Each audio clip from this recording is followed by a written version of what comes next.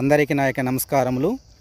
Part 1 video నందు classification of సౌండ్స్లో భాగంగా 20 vowel sounds, ఒక్కో సౌండ్స్కి వచ్చేటువంటి ఒక్కో ఫొనెటిక్ స్క్రిప్ట్ అంటే సింబల్స్ క్లియర్గా విత్ ఎగ్జాంపుల్తో సహా ఎక్స్ప్లెయిన్ చేయడం జరిగింది. ఎవరైనా మిస్ అయ్యి ఉంటే దాని యొక్క లింక్ను డిస్క్రిప్షన్ బాక్స్లో ఇస్తున్నాను, తప్పకుండా ఒకసారి చూడండి. Before start today's topic, my humble request to everyone, please subscribe my channel and also like, share and comment. ఇప్పుడు మీరు చూస్తున్నది total sounds and its classification. ఇది ఆల్రెడీ పార్ట్ 1లో ఎక్స్ప్లెయిన్ చేయడం జరిగింది. These are the 12 pure vowel sounds and their symbols. Stop the video and observe each and every one. ఇప్పుడు మీరు చూస్తున్నది డిప్తాంగ్ సంబంధించినటువంటి 8 శబ్దములు, వాటి యొక్క సింబల్స్. డిప్తాంగ్స్ అంటే 2 శబ్దాల కలయిక అన్నమాట. ఓకే, ఈరోజు ముఖ్యమైన టాపిక్లకు వచ్చేద్దాం. కాన్సనెంట్ సౌండ్ మొత్తం 24 ఉన్నాయి. వాటికి సంబంధించినటువంటి స్క్రిప్ట్ అంటే సింబల్స్, వాటికి నేరుగా తెలుగులో శబ్దాలు కూడా నేను ఇవ్వడం జరిగింది. వీటిని మనం 1 by 1 నేర్చుకుంటూ ఆ శబ్దాలు వచ్చే ఉదాహరణలు ఒకసారి పరిశీలిద్దాం. ఓకే ఫ్రెండ్స్, ఫొనెటిక్స్లో కాన్సనెంట్ సౌండ్ 24. అందులో ఫస్ట్ ఇది మీరు చూస్తున్నది కే. దీని యొక్క శబ్దం ఇక్. ఈ కేని వచ్చి ఫొనెటిక్స్లో మనం కాగుణింతానికి ఉపయోగించాలి. ఫర్ ఎగ్జాంపుల్, ఇక్ అనే శబ్దము కే రాసి దాని పక్కన ఇప్పుడు మనం 20 శబ్దాలు ఓవల్ సౌండ్ చూసాం కదా. Pure ovals 12, డిప్తాంగ్స్ 8. ఈ 20ని కే పక్కన రాస్తే ఏమవుతుంది శబ్దం అనేది చూద్దాం. ఫస్ట్గా కా అనేది ఎలా ఏర్పడుతుంది? ఇక్ అనే శబ్దానికి ఆ చేరింది, కా ఏర్పడింది. అంటే ఇప్పుడు ఈ 2 సింబల్, ఇక్ అనే శబ్దానికి కే రాస్తావు, ఆ అనే శబ్దానికి ఇప్పుడు మీరు చూస్తున్న ఈ శబ్దాన్ని పెడతాం, ఇది కా. తర్వాత కా ఎలా వస్తుంది? ఇక్. ఇక్ అంటే కే రాయాలా. ఆ అంటే ఇప్పుడు మీరు ఇక్కడ చూస్తున్న సింబల్, ఆ సింబల్ తీసుకొచ్చి పెట్టాను, కా అయింది. తర్వాత కీ ఎలా రాయాలి? ఇక్కి ఈ చేర్చాను, కీ అయింది. ఈ ఇక్ ప్లస్ ఈ కీ, ఇక్ ప్లస్ ఊ కు, ఇక్ ప్లస్ ఊ కు, ఇక్ ప్లస్ ఏ కే, ఇక్ ప్లస్ యా క్యా. ఇప్పుడు డిప్తాంగ్స్ 8 ఉన్నాయి, వాటిని పెడదాం. ఇక్ ప్లస్ య కియా, ఇక్ ప్లస్ ఐ కై, ఇక్ ప్లస్ ఓ కో, ఇక్ ప్లస్ ఏ ఆ క్యా. ఈ విధంగా 20 శబ్దాలను పెడితే కాగుణింత అనేది వచ్చేస్తుంది. That's all. కాన్సనెంట్లో తదుపరి చిహ్నం జీ. ఈ జీ అనేది ఇగ్ అనే శబ్దానికి వాడుకోవాలి. అంటే గాగుణింతం గా, గీ, గే, గై, గో, గియా, గు. ఇట్లా మనం కాతో ఎలా రాసాము అదేవిధంగా జీతో కూడా మనం ఇప్పుడు మీరు చూస్తున్నటువంటి సింబల్ని వాడుకోవచ్చు. దాని తర్వాతది ఇచ్. ఇప్పుడు మీరు చూస్తున్నట్లు ఇచ్. ఈ ఇచ్ అనే శబ్దానికి 2 సింబల్స్ వస్తుంది. ఒకటి టీ, ఒకటి వచ్చి ఎస్ లాగా పొడిక్కి ఉంటుందన్నమాట. ఈ సింబల్ ఆల్రెడీ ఇష్ అనేటువంటి ఇక్కడ చూడండి, ఇష్ అనే శబ్దంలో ఉంది. దాన్ని తీసుకొచ్చి టీ పక్కన 2 కలిసి వస్తుంది. టీ అండ్ ఎస్ పొడిగ్గా ఉండేది 2 కలిసి వస్తే ఇచ్ అంటే చాగునింతం. చా, చీ, చే, చై, చో అలాంటి శబ్దానికి వాడతాం. ఇంకా దాని కింద ఉండేది జడ్. ఈ జడ్ అనేది జాగునింతానికి వాడతాం. జడ్ కింద ఉండేది ఇది థర్డ్ ఇటాలిక్లో వస్తుందన్నమాట. ఇది కూడా జడ్డే, థర్డ్ ఇటాలిక్లో ఉండేటువంటి జడ్. ఇది ఎలాంటి పదంలో వస్తుందో ఇప్పుడు ఈ మొత్తం ఈ 5 సింబల్కి సంబంధించినటువంటి ఉదాహరణలు ఒకసారి పరిశీలిద్దాం. ఇక ఎగ్జాంపుల్ని పరిశీలిస్తే ఫస్ట్ ఇది కే అనేటువంటి సింబల్కి సౌండ్ వచ్చి ఇక్. ఇది ఎలాంటి పదాల్లో ఉంది? కమ్ము. కమ్ అనే చోట కాల ఉంది. కా అనేది ఎలా ఏర్పడింది? ఇక్ ప్లస్ ఆ కాబట్టి అక్కడ కా సౌండ్ వచ్చింది. అకేయిషన్, కేయి ఇక్ ప్లస్ ఏయి అకేయిషన్. ఎడ్యుకేషన్ ఇక్ ప్లస్ ఏయి ఎడ్యుకేషన్. కమ్యూనికేషన్ కాలో అక్కడ వస్తుంది, మళ్ళీ కేషన్లో కమ్యూనికేషన్లో అక్కడ కూడా వస్తుంది, 2 చోట్ల వస్తుంది. ట్రిక్ ఇక ఎండింగ్ సౌండ్ కాబట్టి ఇక్ అనే సౌండ్ డైరెక్ట్గా వచ్చేసింది. ఇక రెండోది తీసుకుంటే జీ. ఇది గాగునింతానికి సంబంధించింది. గన్ గాలో ఉంది, గన్ అనే పదంలో గా కాబట్టి ఇగ్ ప్లస్ ఆ అక్కడ ఉంది. టుగెదర్, టుగెదర్ అక్కడ గా వచ్చింది. లగేజ్ అక్కడ గా ఉంది. పిగ్. నెక్స్ట్ ఇచ్ అనే sound cheap, achieve, attachment, catch. Z అనేది zoo, zip, frozen, freeze, was. ఇక థర్డ్ ఆల్ఫాబెట్లో ఉండేటువంటిది జగ్, విజన్, కన్ఫ్యూజన్. ఇలాంటి పదాల్లో మనం ఈ రకమైన సింబల్ని గుర్తించవచ్చు. తర్వాత సింబల్ ఇడ్జ్. ఇప్పుడు మీరు చూస్తున్నది దీంట్లో 2 శబ్దాలు మిక్సింగ్. ఇడ్ అనే దానికి జావ తీస్తే ఇడ్జ్. జడ్జ్, ప్లెడ్జ్ ఇలాంటి పదాలు, ఫ్రిడ్జ్ ఇలాంటి పదాల్లో వస్తుంది. తర్వాత టా, ఇట్. టాగునింత టా టా టీ టీ దానికి టీని వాడితే టా, డీని వాడితే డా డి డే డై. ఇక తకారానికి ఇత్ అనేది మ్యాథమెటికల్ సింబల్ తేటా అనమాట. ఇది కొంచెం బాగా గుర్తుపెట్టుకోండి. తేటా అనే సింబల్ వస్తే ఇత్ అనే దానికి వాడాలి. తా, థింక్, థాట్ ఇలాంటి వాటికి. ఇక ఇద్ అంటే ఇక్కడ ఎద్దులాగా కొమ్ములు కూడా ఉన్నాయి చూడండి, ఇద్. సో ఈ సింబల్ బాగా గుర్తుపెట్టుకోండి. తర్వాత నకారానికి ఎన్ వాడాల, నా, నీ, నే. సో ఇంతవరకు చాలు. ఈ సింబల్ వచ్చేటువంటి పదాలు ఏవే ఉన్నాయో ఒకసారి ఎగ్జాంపుల్లో గమనించండి. ఇడ్జ్ అనేటువంటి శబ్దానికి ఉదాహరణగా జంప్, ఎడ్యుకేషన్, ఎంగేజ్మెంట్, రిడ్జ్. తర్వాత ఇట్ అనే శబ్దము together, dental, cricketer, total and bat. ఇక్కడ క్రికెట్ అనేది స్పెల్లింగ్ మిస్టేక్ ఇవ్వడం జరిగింది friends, sorry for that. Next D అనేది డకారానికి సంబంధించింది. Dog, sudden, stupendous, mad, sad. ఇక ఇత్ అనేది తకారానికి సంబంధించింది. Think, mathematics, authorities, mouth. ఇద్ అనేది దకారానికి సంబంధించింది. That, this, mother, together, bathe. ఇక ఎన్ అనేది నకారానికి సంబంధించింది. Noon, genuine, international, noun. Underline ఉన్న చోట ఆ సింబల్కి సంబంధించినటువంటి శబ్దం వస్తుంది. మొబైల్లో కనుక మీకు డిక్షనరీ ఉంటే ఈ పదాలను మీరు టైప్ చేసి చెక్ చేసుకోవచ్చు. తదుపరి సింబల్ పి. ఫొనెటిక్స్లో దీని యొక్క సౌండ్ ఇప్. ఇది పకారానికి పా, పీ, పే, పై ఇలాంటి శబ్దాలకి ఈ సింబల్ని ఉపయోగించాలి. తర్వాత ఎఫ్. దీని యొక్క సౌండ్ ఇఫ్. ఫ్యాన్, ఫన్ ఇలాంటి ఎఫ్తో వచ్చేటువంటి పదాల్లో ఈ సింబల్ని మనం చూడవచ్చు, ఫా. తర్వాత బి అనేటువంటి లెటర్ వచ్చి ఇబ్ అనేటువంటి శబ్దాన్ని ఇస్తుంది. ఇది బకారానికి అంటే బా, బి, బే, బై, బో ఇలాంటి శబ్దాలకు ఈ బి అనేటువంటి సింబల్ని మనం ఫొనెటిక్స్లో ఉపయోగించుకోవాలి. తర్వాత ఎం అనేది మకారము, అనే సౌండ్ మకారము, మా, మీ, మే, మై ఇలాంటి శబ్దాలకు ఎం అనేటువంటిది.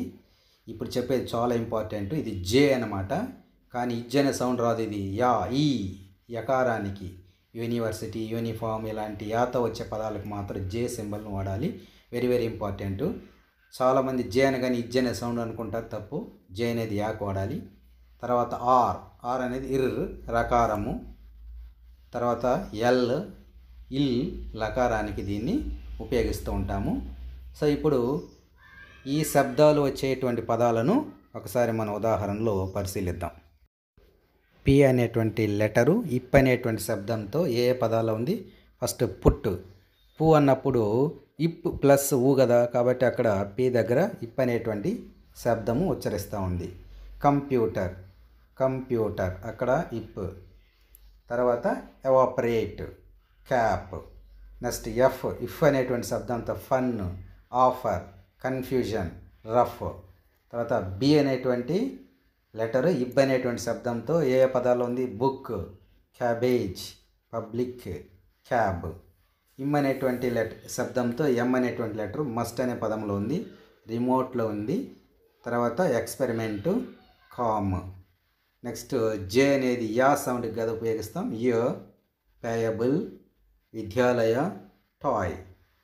అనేటువంటి శబ్దంతో ఆర్ అనే లెటర్ రన్ అనేటువంటి పదంలో ఉంది, ఇరిటేట్లో ఉంది, పారామీటర్లో ఉంది, కార్ అనేటువంటి దాంట్లో ఉంది. తర్వాత ఎల్ అనేటువంటి సింబల్ ఇల్ అనేటువంటి శబ్దంతో లాస్ట్ అనే పదంలో ఉంది, ట్రాన్స్లేట్ అనే దాంట్లో ఉంది, పాపులర్లీ అండ్ కాల్. ఇవి ఉదాహరణలు. తదుపరి ట్రాన్స్క్రిప్ట్ అంటే సింబల్ వచ్చి వి. ఇది వీకి వాడతాము. ఈ అనేటువంటి శబ్దానికి వీతో పాటు మీరు చూస్తున్న డబ్ల్యూని కూడా వాడతాం అనమాట. అంటే కొన్ని పదాల్లో వీతో స్పెల్లింగ్ వస్తే కొన్ని పదాల్లో డబ్ల్యూని వాడతాం. సో రెండు ఉన్నాయి, వా అనేటువంటి శబ్దానికి రెండు ఆప్షన్లు ఉన్నాయి. తర్వాత ఎస్ అనేది ఇస్ అనేటువంటి శబ్దానికి. ఇక షా. ఇది వచ్చి ఎస్ కంటే కొంచెం కిందికి పొడుగ్గా ఉంచారండి ఈ సింబల్. ఇది వచ్చి షుగర్ ఇలాంటి డిష్, కంప్రెషర్ ఇలాంటి పదాల్లో షా అనేటువంటి వస్తుందన్నమాట. అది అక్కడ ఉపయోగించాలి. తర్వాత హెచ్ అనేది హా, హీ ఇట్లా హెచ్ అనేది వాడతాం. తర్వాత లాస్ట్ వన్ వచ్చి ఇంగ్ అనే sound, king, ring, Singh, playing, ING అనేటువంటి శబ్దం వచ్చినప్పుడు ఇంగ్ అని వస్తుంది. ఆ ఇంగ్ అనే శబ్దానికి ఎన్ అనేది కొంచెం కిందికి వచ్చి బెండ్ అయినట్లు చూడండి ఈ సింబల్. ఇదనమాట లాస్ట్ది. Now observe the examples. మొదటగా డబ్ల్యూ అనేటువంటి సింబల్ వచ్చే పదాలు వాజ్లో ఉంది, ఫ్లవర్లో ఉంది, following, cow. Was, flower, following, cow. ఇక వి అనేటువంటి symbol van, convert, fricatives, cave. ఇక ఎస్ అనే సింబల్ సింగ్ అనే పదంలో ఉంది, ప్యాసింజర్, అడ్మినిస్ట్రేట్, క్లాస్. ఇష్ అనేటువంటి sound sugar, washable, impression, dish. H అనేటువంటి symbol he, inhuman, behave, have అనేటువంటి పదాల్లో మనం చూడవచ్చు. ఇక ఇంగ్ లాస్ట్ది English, coming, following, sing. Okay friends, ఇందాక చూసినటువంటి కాన్సనెంట్ 24 స్క్రిప్ట్లలో చాలా ఈజీగా ఉన్నాయి అన్నీ కూడా. ఇప్పుడు కాగునింతానికి కే వాడడము, గాగునింతానికి జీ, జాగునింతానికి జెడ్, టాగునింతానికి టీ, ఇలా ఈజీగా ఉంది. కానీ కొన్ని మాత్రం 4-5 మాత్రం కష్టంగా ఉంది. వాటినే డిస్ప్లే చేస్తాను 1 by 1. ఒకసారి గుర్తు చేసుకుందాం. సో ఇప్పుడు మీరు చూస్తున్నది ఇచ్, 2 సింబల్ కలిసి వచ్చేది. తర్వాత కొంచెం డిఫికల్ట్ ఇత్, ఇది వచ్చి తీటా మ్యాథమెటికల్లో, దీనికి తాగునింతానికి వాడాలి. నెక్స్ట్ వన్ వచ్చి ఇద్, ఈ సింబల్ బాగా గుర్తు చేసుకోండి. ఇది దకారానికి దట్టు, దీసు ఇలాంటి పదానికి వాడాలి. తర్వాత యా, ఈ, జేని వాడాలి. నెక్స్ట్ ఇష్, ఎస్ పొడుగ్గా ఉండేది ఇష్, ఈ సింబల్ గుర్తుపెట్టుకోండి. నెక్స్ట్ ఇంగ్, ఎన్ కిందికి పొడుగు వస్తుంది, ఇది ఎన్ అనమాట, ఇది కూడా గుర్తుపెట్టుకోండి. ఇది మిగతావన్నీ చాలా ఈజీగా ఉంది, ఇది ఒకసారి గుర్తుపెట్టుకుంటే చాలు. Convert the following words into phonetic script. నేను ఇచ్చే ఇంగ్లీష్ పదాలకు మీరు ఫొనెటిక్స్ రాయాలి. శబ్దాలు తెలిస్తే ఈజీగా ఆ శబ్దానికి తగినటువంటి సింబల్ తీసుకొచ్చి రాస్తే సరిపోతుంది. ఫస్ట్ వర్డ్ సోషల్, దీన్ని చాలామంది సోషియల్ అని ప్రొనౌన్స్ చేస్తారు, అది రాంగ్, సోషల్ అని చదవాలి. సోషల్లో ఫస్ట్ లెటర్ సో అనేది ఎలా ఏర్పడుతుంది, ఇస్ ప్లస్ ఓ, ఇస్కి వచ్చి ఎస్ వాడతాం, ఓకి వచ్చి డిప్తాంగ్లో ఈ సింబల్ చూడండి, ఇది రాయాలి, సో అయింది. షా, ఇష్ ప్లస్ ఆ, షా, ఇల్, సోషల్. Next word beauty. బ్యూలో ఉండే శబ్దాలు ఇబ్కి బి రాయాలా, యావత్తుకి జే రాయాలా. బ్యూ అనేటప్పుడు ఊ ఉంది కాబట్టి ఊ రాయాలి, అప్పుడు బ్యూ అయింది. టీ, ఇట్ ప్లస్ ఈ, టీ, దట్స్ ఆల్. తర్వాత కొన్ని డిప్తాంగ్ శబ్దాలు వచ్చేటువంటి పదాలకు ఫొనెటిక్స్ రాసే ప్రయత్నం చేద్దాం. ఫస్ట్ ఇప్పుడు ఇయా అనేది డిప్తాంగ్ శబ్దాల్లో ఒకటి అనమాట. ఈ ఆ 2 అచ్చు శబ్దాల కలయిక. ఇక్కడ ఇయో, నియో, క్లియో, డియో, ఫియో, చియో, డియర్, బియో, హియర్ అనేటువంటి పదాలు ఉంది. ఆరు సైలెంట్, ఆరు గురించి మర్చిపోదాం. ఇక ఫస్ట్ ఇయర్ అనే పదానికి రాయాలంటే యాతో స్టార్ట్ అయ్యేదానికి జే రాయాలా, పక్కన ఇయో యాడ్ అయింది, ఇయో ఫొనెటిక్స్ అయింది.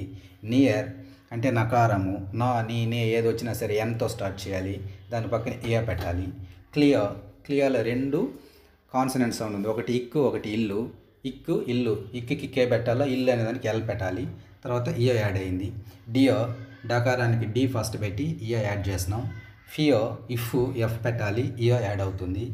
చియో, ఇచ్ అనే దానికి టీ రాసి దాని పక్కన పొడుగు ఉండి ఎస్ పెడితే ఇచ్ అవుతుంది, దానికి ఇయో యాడ్ అవుతుంది, చియో. తర్వాత డియో, అది డీర్ కాదు డియో, డి డకారానికి డి రాయాలి, ఇయో కలపాలి.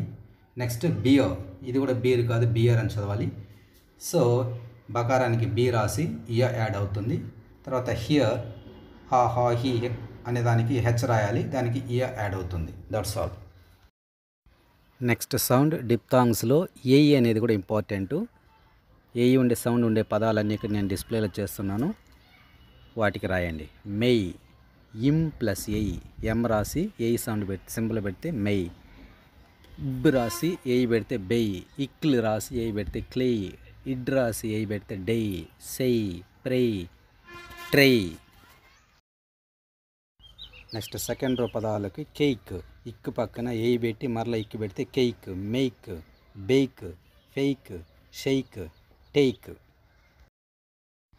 Next line able, table, cable, fable, age and cage.